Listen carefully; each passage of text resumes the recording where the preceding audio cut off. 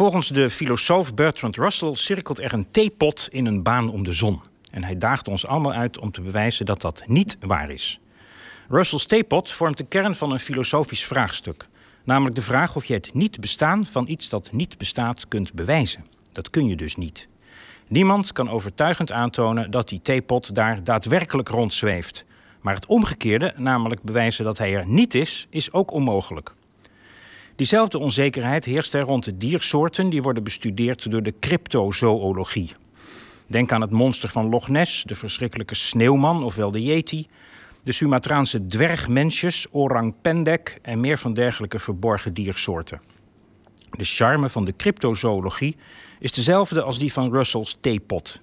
Je kunt vooralsnog niet bewijzen dat het monster van Loch Ness daadwerkelijk door de koude Schotse wateren zwemt, maar het is evengoed ook niet voor 100% uit te sluiten. Afwezigheid van bewijs is geen bewijs voor afwezigheid. Juist die onzekerheid levert de charme.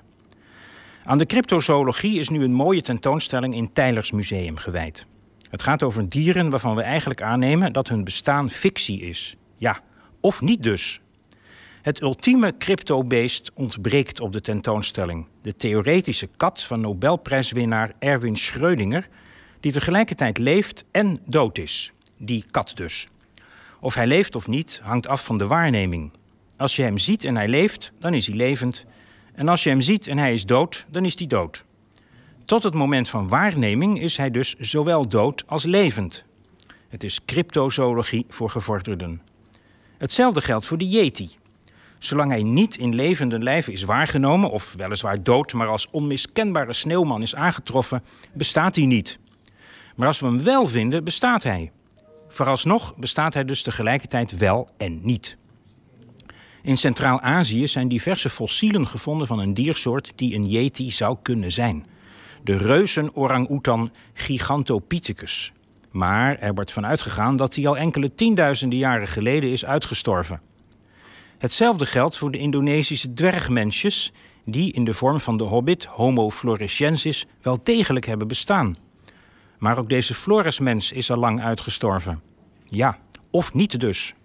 Niemand kan met 100% zekerheid uitsluiten dat er niet nog ergens een kleine populatie van deze of aanverwante boskaboutertjes in de binnenlanden van Flores rondloopt. Of desnoods op Celebes of Sumatra of zo.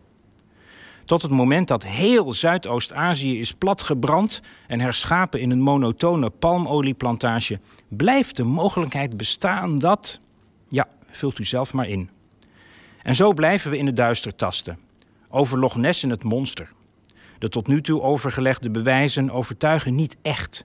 De bekende vage foto is een hoax en bijna iedereen vindt het aperte onzin.